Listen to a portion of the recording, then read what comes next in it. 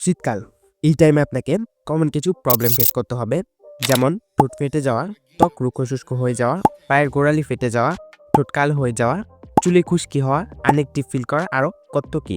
তবে হ্যাঁ, আজকের পর থেকে এই সমস্যাগুলো আপনাকে আর ফেস করতে হবে না। জাস্ট 10 মিনিটের সময় নিয়ে এই ভিডিওটা সম্পূর্ণ দেখুন, এই সমস্যাগুলোর সমাধান পাবেন। ভিডিওতে কিছু রেমেডি তৈরি করা শেখাবো, যেগুলো আপনি রান্নাঘরে বেসিক কিছু জিনিসপত্র দিয়ে অনেক ইজিলি তৈরি করে নিতে পারবেন। অ্যান্ড ভিডিও শেষে কিছু প্রো টিপস দিব, যেগুলো যদি আপনি মেনটেন করে চলতে পারেন, তাহলে আজকের পর থেকে আপনি আর সিঙ্গেল থাকবেন না, আপনারও গার্লফ্রেন্ড হবে। তবে হ্যাঁ, স্কিপ করে একদম ভিডিওর শেষে চলে যাবেন না, কারণ ফার্স্টের এই পয়েন্টগুলো যদি আপনি ঠিক না করেন, তাহলে মেয়েরা তো আপনার ধারের কাছেও আসবে না। ওয়েল, কথা বলা যাক আমাদের ফার্স্ট প্রবলেমটা নিয়ে, ঠোঁট ফেটে যাওয়া বা ঠোঁট কালো হয়ে যাওয়া। শীতকালে আবহাওয়া অনেক বেশি শুষ্ক থাকে, যার কারণে আমাদের ঠোঁট ফেটে যায়। এই সমস্যার সমাধানটা অনেক ইজি, জাস্ট ভালো মানের একটা লিপ বাম অথবা মেল ইউজ করুন। তবে হ্যাঁ, আপনার ঠোঁট যদি কালো হয়ে যায়, তাহলে অবশ্যই আপনাকে একটা রেমেডি ইউজ করতে হবে। এই রেমেডিটা কীভাবে তৈরি করবেন সেটা আমি ভিডিও শেষে বলে দিব। তবে হ্যাঁ, ফার্স্টে আপনাকে বেসিক কনসেপ্টগুলো ক্লিয়ার থাকতে হবে, পরবর্তীতে আপনি রেমেডি ইউজ করতে পারেন। এখন কথা বলা যাক আমাদের সেকেন্ড প্রবলেমটা নিয়ে, রুক্ষ শুষ্ক ত্বক কীভাবে ঠিক করবেন।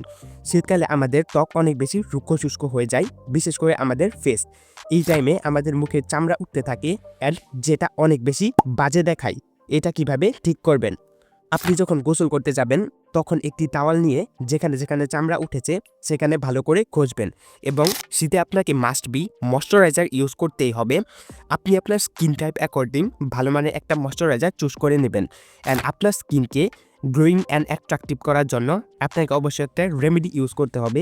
এই রেমেডিটা কীভাবে তৈরি করবেন সেটাও আমি আপনাকে ভিডিও শেষেই বলবো।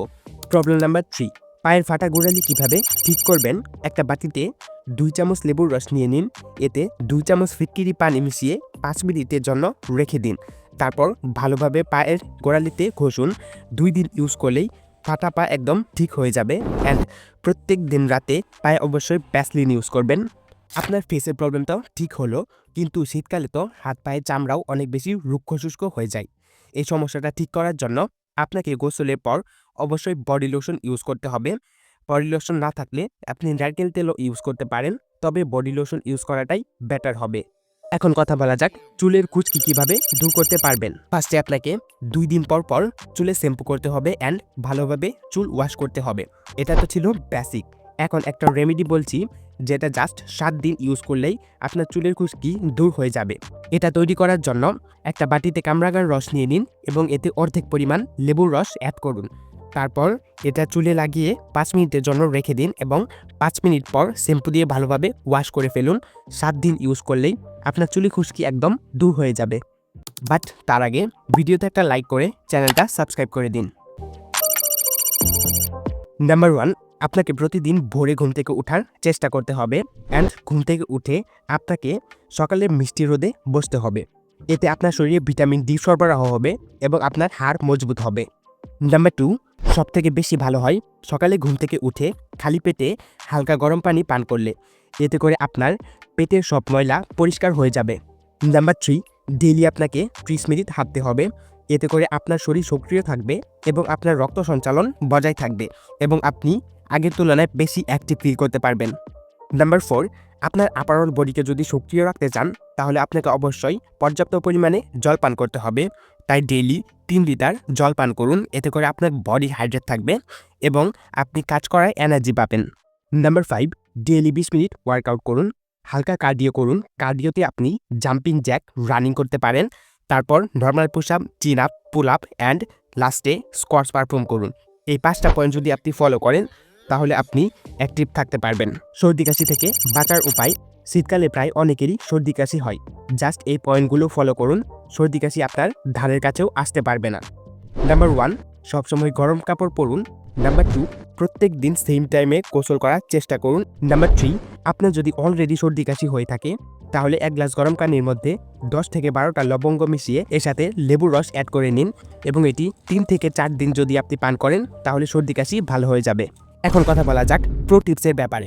ওয়েল, আপনি এই সবগুলো সমস্যার সমাধান করলেন, বাট আপনার মুখ থেকে যদি বাজে দুর্গন্ধ বের হয়, তাহলে অবভিয়াসলি মেয়েরা আপনাকে ঘৃণা করবে, অ্যান্ড আপনাকে অ্যাভয়েড করে চলবে। তাই ডেইলি 2 বার ব্রাশ করার অভ্যাস করুন। Pro tips number 2, maintain your hair style because মেয়েরা আপনার ফেস দেখার পর আপনার হেয়ার স্টাইলের উপরই নোটিস করে, তাই পারফেক্ট একটা হেয়ার স্টাইল মেনটেন করে চলুন। Pro tips number 3, make your confidence high. হাঁটার সময় বডি সোজা রেখে হাঁটুন এবং যখন মেয়েদের সাথে কথা বলবেন তখন আই কন্ট্যাক্ট বজায় রাখুন এবং কনফিডেন্সের সাথে কথা বলুন। এই পয়েন্টগুলো সম্পর্কে যদি বিস্তারিত ভিডিও চান তাহলে কমেন্টে ইয়েস লিখুন। অ্যান্ড এই পয়েন্টগুলো যদি আপনি ভালোভাবে কভার করতে পারেন তাহলে আপনি পূর্বের তুলনায় বেশি অ্যাট্রাকটিভ হতে পারবেন। এখন কথা বলা যাক রেমেডি 2টা কীভাবে তৈরি করতে পারবেন। এটা তৈরি করার জন্য একটা বাটি নিয়ে নিন। বাটিতে 1 চামচ লেবুর রস, অল্প পরিমাণে চিনি এবং যে কোনো ব্র্যান্ডের টুথপেস্ট নিয়ে ভালোভাবে মিক্স করে ফেলুন এবং একটা টুথব্রাশ নিয়ে ঠোঁটে ঘষুন। তবে হ্যাঁ, এইটা ইউজ করার আগে অবশ্যই একটি গরম পানিতে টাওয়াল ভিজিয়ে ঠোঁটে ভালোভাবে ঘষে নেবেন এবং তারপরে এই রেমেডিটা ইউজ করবেন। এটা তৈরি করার জন্য একটা বাটিতে 1 চামচ লেবুর রস, 1 চামচ পানি, 1 চামচ কফি পাউডার এবং অল্প পরিমাণে হলুদের গুঁড়ো নিয়ে ভালোভাবে মিক্স করে একটা পেস্ট তৈরি করে নিন। এটা মুখে ইউজ করার আগে অবশ্যই ফেস ওয়াশ দিয়ে ভালো করে মুখটা পরিষ্কার করে নেবেন অ্যান্ড তারপর এই রেমেডিটা ইউজ করবেন। আজকের জন্য এই পর্যন্তই। ভিডিওটি ভালো লাগলে একটা লাইক, শেয়ার অ্যান্ড সাবস্ক্রাইব করতে ভুলবেন না।